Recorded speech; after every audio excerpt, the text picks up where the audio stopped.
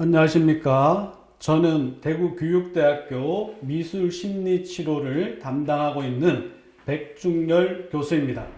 다시 한번 인사드립니다. 오늘 제가 소개해 드릴 내용은 여러분들이 많이 겪고 있는 내용입니다. 뭘까요? 여러분 마음이 답답하시죠? 요즘 수많은 매체와 수많은 정보에 의해서 어느 집단이든지 답답하고 먹먹하고 뭔가 스트레스가 가득 찬 그런 것들을 주변에서 많이 볼 수 있습니다. 특히 학교라든지 학부모와 자녀, 교사와 학생, 요즘 심각한 문제가 많이 대두되고 있습니다. 어떤 문제이냐? 바로 소통에 대한 문제이죠. 그래서 저희 미술심리치료학과에서는 그런 답답하고 먹먹한 그런 것들을 뻥 뚫어드릴 수 있는 교육을 하는 곳입니다.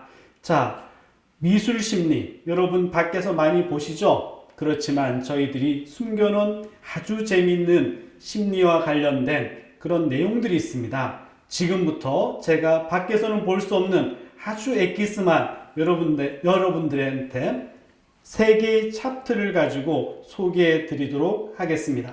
첫 번째 소개를 하겠습니다. 첫 번째 소개는 제가 EBS에서 촬영했던 내용을 토대로 해서 여러분한테 정보를 드리겠습니다. 자, 여러분 궁금하시죠? 한번 보시고 여러분들이 왜 미술심리치료학과에 오셔야 되는지를 판단하시기 바랍니다. 자, 그럼 여러분 집중하세요. 첫 번째 차트입니다. 보시죠. 자, 오늘 음악, 체육, 미술 이렇게 세 분야의 전문가분들을 저희가 모셨는데요. 먼저 미술교육의 백중열 교수님 소개해드립니다. 네, 어서 오세요, 백중열입니다. 교수님. 네, 교수님 사실 지금 얘기하면서도 원미연 씨도 그러시잖아요. 학원은 있는데 왜 하는지 그리고 잘하고 있는 건지 모르겠다라고 하시는데 이 예체능 교육은 정말 왜 필요한 건지 그 필요성부터 좀 얘기해 주세요. 지금 제일 필요한 시기죠. 그래요? 왜 그런가 하면은 지금 시각 문화라 그래서 워낙 정보가 다양해지다 보니까 어린이들이 굉장히 많은 정보를 받아들이고 있습니다. 네. 그런데 이거를 끄집어낼 방법이 없어요. 그러다 보니까 요즘은 게임 같은 거 많이 하는데 게임보다는 미술을 하면은 게임이 줄어듭니다. 왜? 많은 이미지가 운해에 많이 저장이 되죠. 그럼 운해에 있는 것들을 뭐로 꺼내죠? 손으로 끄집어내게 되면은 집중력도 좋아지죠. 네. 자, 미술이 이런 점에서 좋고 음악은 어떤 점에서 좋을까요? 피아노를 예를 들어 볼까요? 피아노를 칠 때 어때요? 악보는 눈으로 보고 손이 따로 움직여요. 그죠? 그렇죠. 그러니까 네. 뇌와 손의 협응력이 따라줘야 됩니다. 자, 그러니까 당연히 운해 교육에 바람직하겠죠. 그 다음 뭘 다 써야 되죠? 오감을 써야 되는 거죠. 체육은 어떻습니까? 체육 같은 경우에 축구를 예로 들면 골을 넣기 위해서 어떻게 해야 돼요? 골대만 보나요? 그게 아니죠. 어떻게 하면 골을 넣을까? 옆 사람은 어떻게 와서 내 볼을 그렇죠. 뺏을까? 예. 전부 오감이 긴장을 해야 됩니다. 이런 식으로 이제 운해가 활성화가 돼야지만 뭐가 생기죠? 독창성이 생기고 창의성이 생기는 겁니다. 네. 근데 우리는 이걸 망각하고 있는 경우가 많아요. 그래서 이런 교육은 꾸준히 해줬을 때 효과를 볼 수가 있습니다. 네. 지금 뭐 음악 교육 그리고 뭐 체육 교육 다 얘기를 하셨는데 미술 교육의 효과도 자랑을 빼놓으실 수가 없잖아요. 그렇죠. 너무 많죠. 네. 그런데 이제 그 중에 이제 몇 가지 예를 한번 들어보겠습니다. 어렸을 때 미술을 하는 거는 미술만 하기 위한 것이 아니라 큰 종합적인 교육을 하기 위한 거라고 보시면 됩니다. 그래서 예를 들어서 뉴턴 같은 경우에 그림 안 그렸을 것 같죠? 어렸을 때 벽면에다가 그렇게 그림을 그렸대요. 그러니까 뭐가 되는 거죠? 구상한 것을 손으로 다 구현해낸 거죠. 네. 왜? 말로 하기 어려우니까. 그래서 커서 만원경도 만들어내고요. 이런 식으로 이제 어렸을 때 그런 재능이 커서 과학적으로 넘어가는 경우도 있습니다. 피카소 같은 경우에 우리가 예로 들 텐데 피카소도 마찬가지죠. 피카소가 어렸을 때부터 막 천재였나요? 그 재능을 누가 길러줬죠? 교육과 지도자 같이 이렇게 이루어져야 되는 거죠. 네. 환경이. 그래서 이 미술은 어렸을 때 즐기면은 커서 여러 분야로 뻗어나갈 수 있는 그런 기초 지식을 심어준다라고 보시면 됩니다. 네네. 아니 그러면 이렇게 세 분 교수님 말씀을 들어보면 예체능 교육을 하면은 어떤 공부도 다 잘할 수 있다 이거잖아요 지금. 그러면 아니 그럼 미술, 음악, 운동 어쩜 좋아요. 애들 너무 바빠질 텐데. 아니 이거 그러니까 지금요? 뭔가 좀 하나에 딱 예. 초점을 맞춰서 하면 우리도 편할 텐데 이거는 애도 잡게 생겼고 그러니까요. 엄마들도 사실 부담이 됩니다. 그러면 일단은 그래도 뭐 두뇌 발달, 뭐 감성 발달 모든 점에서 좋다고 말씀하시지만 하시지만 네네. 특별히 그래도 이 점이 더 좋다 하는 게 있다면 어떤 게 있는지 미술 측면부터 좀 얘기를 네, 들어볼까요? 그 어린이들이 숨겨진 감성을 찾아낼 수 있죠. 심리를. 아, 심리와 네, 그러니까 감성. 우리가 행동으로 이렇게 보여주는 애들은 금방 알 수가 있어요. 네. 그런데 정신이 복잡한 애들은 가만히 있으면 알 수가 없어요. 그런 어린이들이 어떻게 보면 더 위험할 수가 있죠. 네네. 그러니까 어렸을 때부터 찾아내야 됩니다. 네. 그걸 그림을 통해서 한번 아, 네. 보도록 하겠습니다. 자, 자취생이 꾸민 4학년 남학생의 그림이네요. 되게 또 재미있죠? 자취생이 꿈이래요. 네. 이게 무슨 그림인가요, 자, 선생님? 이 어린이 같은 경우에 꿈을 물어봤더니만 자취생이래요. 네. 그런데 그림을 한번 자세히 보세요. 외계인들이 사람들의 목에 이렇게 밧줄을 묶고 그 인체 실험실로 가고 있어요. 어이구. 그런데 그 밧줄에 묶인 사람들이 전부 여자예요. 남자는 없어요? 네. 그러면은 과연 여자 주변 누가 있을까요? 엄마, 네, 아니면 엄마 뭐 여자 아니면 선생님? 학교 선생님이겠죠. 둘 네. 중에 하나죠. 그래서 이 어린이한테 상담을 했더니만 자기는 수학을 매일 2시간씩 한대요. 그러니까 수학이 너무 싫대요. 그러니까 뭐죠? 누가 원인이 되죠? 수학을 집에서 했거든요. 네. 그러니까 이제 어머님이 좀 원인을 제공하신 네네. 그런 자료입니다. 아. 그런 경우 이런 그림을 그리고 나면 자기도 모르게 바깥으로 끄집어내고 소통이 됐기 때문에 네네. 굉장히 개운한 그런 느낌을 받을 수 있는 네. 거죠. 그림이 이제 한 장 더 네. 있는데요. 네네. 함께 보고 또 얘기 나눠볼게요. 자, 이 어린이 같은 경우에는 학교에서 지적을 많이 받는 어린이에요. 근데 네. 그림이 되게 재미있죠. 올챙이송이에요. 개울가에 개구리 한 마리 꼬물꼬물 헤엄을 치다가 네. 앞다리가 싹둑, 뒷다리가 어머, 싹둑. 어머. 자, 그림이 이렇게 자극적인 그림이 나왔을 네. 때 문제가 되는 거죠. 그래서 이 어린이를 다시 좀 상담을 하고 교육을 했더니만 학교에서 너무 선생님이 체벌을 강하게 하셨더라고요. 딱해라. 네. 그래서 이런 것들을 스트레스를 이렇게 해소해 줄 수 있는 요인을 찾아낼 수가 있습니다. 그런 측면에서 효과를 볼 수 있죠. 저희가 음악이 이렇다고 하면 미술교육 같은 경우에 선생님 뭐 따로 적기가 없지 않아요? 아이들이 뭐 막 그리기 시작하면 아기 때부터 애들은 그냥 다 하잖아요. 애기들은 왜 그릴까요? 말을 못 하니까. 그렇죠. 예. 언어적인 소통이 안 될 때는 우리가 원시시대에 그 동굴벽화 그리는 것처럼 그림을 그립니다. 그런데 최근에 재미있는 일화가 있어요. 어떤 6세 그 남자 어린이가 제가 물고기를 바닷속을 그리랬더니만 예. 물고기를 한 마리만 그렸어요. 아이고. 네, 그래서 제가 가만히 있을 수 없잖아요. 예. 그래서 야 오징어도 그리고 문어도 그리고 막 이렇게 얘기를 했더니만 다 잡아갔는데요. 이런 식으로 얘기를 하더라고요. 오. 그래 또 제가 질 수 없잖아요. 예. 그래서 야 배가 있어야 그물을 쳐서 고기를 잡고 하지 했더니만 다 퇴근했는데요. 어이구, 애들 말도 잘해요, 진짜. 네. 이치는 맞는 얘기죠. 네. 그런데 지금 얘는 손을 안 쓰고 입을 쓰고 있다라는 거죠. 그게 이제 가장 이제 문제가 된다라는 거죠. 우리나라 사람이 우뇌가 발달이 되어 있잖아요. 우뇌가 우세한 민족인데, 자, 우뇌를 많이 써야지만 애들의 창의성이 발달이 되는데, 그런 차원에서는 어릴 때부터 뇌와 손의 협응력을 길러주는 게 상당히 좋습니다. 네. 그래서 적기를 언제 보는가 하면 바로 이 전두엽이 가장 많이 활성화가 될 때 뇌세포가 그게 이제 3세에서 7세 사이입니다. 네. 그때는 대부분 이미지로 전부 사물을 받아들이기 때문에 이미지를 끄집어내야 돼요. 그래서 한자 교육 같은 그런 상형 문자 교육이 애들한테 상당히 효과를 보는 이유도 거기에 있습니다. 네. 그래서 4세에서 7세 어린이들이 좋아하는 캐릭터가 뭐죠? 피카츄, 뽀로로. 네. 몇 등신이죠? 한 네, 2등신, 2등신도 안 네. 돼요. 그게 이제 어린이들의 비례감이라든지 공간감이라든지가 덜 발달돼서 그렇죠. 신발을 짝짝이 신는 이유도 바로 거기에 있습니다. 그래서 4세에서 7세 미술 교육을 시키면 네. 어린이들이 스트레스뿐만 아니라 발상력에도 도움이 됩니다. 그렇군요. 근데 요즘은 미술 교육도 참 다양해졌어요. 그렇죠. 뭐 요리로 같이 하는 거, 과학으로 하는 거, 퍼포먼스. 네. 뭐. 선생님 이거는 어떤 기준으로 저희가 선택을 해야 되는 걸까요? 며칠 전에 공영방송에서 제가 그걸 봤어요. 국수를 집어 던져서 애들 막 퍼포먼스 밟으면서 하는 그런 네. 미술을 봤는데 깜짝 놀랐어요.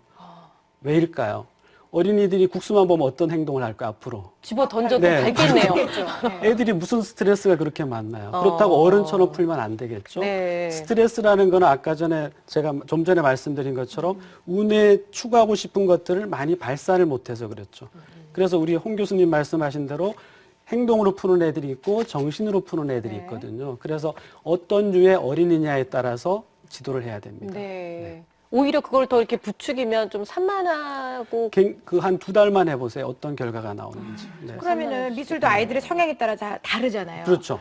여자애들 보면 이렇게 핑크색으로 하루 종일 그림만 그리고 남자애들은 또 공주를 주황색만 계속 그리고 그려. 그죠? 그러면 그 가리키는 방식도 좀 달라야 되겠네요. 달라야죠. 그 대부분 어머님들 이런 말씀하세요. 우리 딸은 매일 공주만 네. 그린다고. 네. 그런데 자세히 보세요. 관심이 없으셔서 그래요.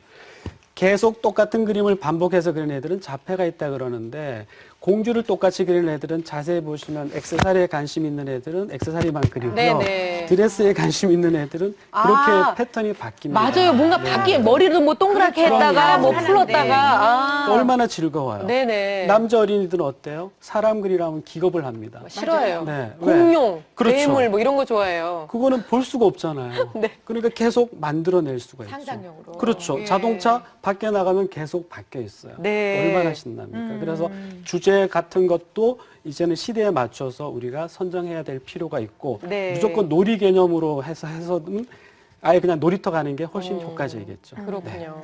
어떻게 하면 좋을까요? 집에서 하는 그런 미술 교육 같은 거. 그러니까요. 선생님 뭔가 방법이 있을까요? 네, 집에서도? 방법이 있죠. 있는데 이 동영상 잠깐만 제가 멘트를 하나만 할게요. 네. 처음에 찰흙이 나왔잖아요. 흙이. 네. 선생님들이 제일 싫어하는 재료가 뭐냐면 흙이거든요. 애들이 제일 좋아하는 게 흙이에요. 그 관점을 좀 생각해야 되고요. 네. 두 번째는 아빠가 이렇게 도와주니까 어땠죠? 거부를 했죠. 네. 아이의 눈에 봐야지 자꾸 어른들이 관여하게 도와주면 안 되면 되고. 안 되는 거죠. 그리고 끝에 이제 그 박물관을 견학하기 전에 감상을 했잖아요. 네. 근데 우리나라 지금 미술관, 박물관 가보세요. 전부 다 이렇게 엄마가 어깨에 이렇게 올리고 전부 다 설명을 들으면서 감상을 해요. 네. 그렇게 되면 눈으로 하는 게 아니라 귀로 하게 되죠. 아. 애가 궁금해야 질문을 하지 미리 정보를 다 주면은 호기심이 안 생기죠. 그래서 본인들이 시각으로 즐길 수 있는 시간을 줘야 됩니다. 지금 우리가 본 것처럼. 네. 자, 그러기 위해서는 집에서는 어떤 교육이 필요한가 하면은 네네. 책상 위에 도화지를 항상 좀 비치해 놓으세요. 도화지 말고 그 A4 용지도 상관이 없습니다. 그래서 어린이가 언제든지 이렇게 끄적거릴 수 있도록 해주시면 효과를 보시고요. 그 다음 어렸을 때 그림 좀 가져와 보세요. 그러면 전부 미술학원에서 배운 거를 많이 가지고 오세요. 네. 그거 말고 집에서 애들이 끄적거렸던 거를 잘 이렇게 처리를 해 놓으세요. 그럼 어렸을 때 얘가 어떤 생각을 하고 커 나가면서 어떤 생각을 했는지를 우리가 알 수가 있어요. 네. 포트폴리오 힘들지 않아요? 화일에다 끼워 넣기만 예, 하면 예. 돼요. 네. 자, 그 다음에 그림 도구는 연필이 좋아요. 근데 우리는 학교에서 아직도 색연필 크레파스를 했어요. 그렇죠. 예. 근데 부모님들이 그거 색칠해 보셨나요? 선생님들이 얼마나 지겨운지. 네, 그 고통을 아셔야 돼요. 근데 연필로 하게 되면은 어린이들이 지울 수가 있어요. 네. 그러니까 도전을 계속 할 수가 있겠죠. 네. 그래서 연필이 어린이 그 그림 하는 데는 굉장히 효과적이죠. 네네. 그 다음에 이제 어린이들끼리 모여서 하는 게 되게 좋습니다. 어른들이 괜히 이거 호랑이 네. 호랑이 아니니 그랬는데 고양인데요. 이렇게 했을 때 어린이가 굉장히 충격받거든요. 네. 그러니까 어린이끼리 모여서 어린이들이 공유할 수 있는 공간을 제공해 주는 것이 좋습니다. 그렇군요. 자, 어때요? 우리가 미술하신 분들도 아이들의 교육에 모르니까 미술만 막 가르치니까 심리를 이해할 수가 없죠. 이런 내용을 토대로 해서 교육과 심리를 포함을 시켜서 여러분들이 현장에서 직접 아이들을 지도할 수 있고 심리를 이해하고 물론 나도 치료할 수 있는 내용으로 구성을 한 게 첫 번째 챕터입니다. 두 번째 챕터는 일반인을 소개해 드리겠습니다. 일반인 중에서도 미술을 활용을 해서 펜화로 자기의 어떤 내재적 심리를 밖으로 표현하는 장면인데 또 기대되시죠? 네, 챕터 2 소개해 드리겠습니다. 철학적이네요. 배운 적도 없이 그려낸 아주머니만의 볼펜 추상화. 추상화 같아. 미술 전문가는 어떻게 평가할까? 정말 디테일하고 섬세합니다. 성인이 되고 난 다음에 요즘은 대표적인 게 얀센 같은 사람, 이런 사람들이 이제 나중에 천재성을 발휘하는 것이 이제 만발성 이제 영재라고 만발성. 이야기합니다. 이분은 이제 거기에 해당이 될 거로 저는 추측이 되는데 오. 왜 그런가 하면 이 작품 자체가 밑그림 없이 그려냈다는 것 자체가 되게 우수하고요. 흑백으로 강약 조절을 했죠. 그러니까 꽃의 향기도 색이 들어가야 이게 향이 나는데 색 없이도 향이 나는 것 같아요. 말 듣고 보니까 더 그렇네요. 이게 우리 그 피카소에 보면은 게르니카라는 작품을 보면 전쟁을 그림을 다 흑백으로 이제 표현을 했잖아요. 무채색으로. 그래도 전쟁의 잔인함이 나타나는 것처럼 이분이 표현한 이런 작품들이 색채가 없어도 색채의 향을 느낄 수 있을 정도로 이렇게 표현을 했다는 게 그게 이제 가치가 있다라는 거죠. 자, 어때요? 미술 심리 치료라는 거는 아이부터 노인까지 누구나 참여하고 기쁨을 누릴 수 있는 그런 내용입니다. 그렇지만 아무나 가르칠 수 있는 게 아니죠. 네, 저 같은 전문가와 함께 공부를 하신다면 충분히 가능하다라고 보여집니다. 자, 또 궁금하시죠? 세 번째 차트입니다. 세 번째 차트는 색연필로 기가 막히게 그리는 청년의 이야기입니다. 자, 그림 속으로 빠져들어갈까요? 네, 차트 3 소개해 드리겠습니다. 전문가는 주인공의 그림을 어떻게 볼까? 유심히 살펴보는데 전체적으로 작품들이 질감이 다 달라요. 남상옥 씨 자기만의 관점에서 피부색도 전부 자기의 관점에서 재해석해서 표현했다는 거예요. 이게 어렵다는 거죠. 아인슈타인 같은 경우에는 흑백 사진보다 더 아인슈타인 같은 느낌이 나고 있어요. 피부 색깔 보면 60대 중후반 피부의 질감을 나타내고 있죠. 칼라를 흑백으로 하는 건 되게 사진 기술도 쉽죠. 흑백을 컬러로 하는 건 되게 어렵습니다. 그런 측면에서 남상옥 씨만의 어떤 차별화된 그런 재능이 아닌가 그렇게 보여집니다. 색연필로 이런 표현이 가능한가요? 우리가 미술학원이라든지 일반 하실에서 배우는 그 미술은 어느 정도까지 질감으로서는 가능하지만 강철의 질감이라든지 피부의 질감 이런 것들을 이렇게 색다르게 표현하는 거는 좀 타고난 재능이 아닌가라고 보여집니다. 자, 다 보셨죠? 이렇게 대구교육대학교 교육대학원에 있는 미술심리치료학과는 사회에서 문제가 있거나 심리적인 갈등을 하거나 이런 것들을 뻥 뚫어줘서 서로 공감하고 치유할 수 있는 그런 교육을 하는 곳입니다. 저희 대구교육대학교는 특히 부모님들이 선호하시고 등록금이 싸고 많은 장학금 혜택이 있습니다. 그런 걸 누리면서 여러분들이 원하는 미술 심리 치료까지 하게 된다면 얼마나 좋을까요? 네, 여러분들의 많은 참여 부탁드리겠습니다. 감사합니다.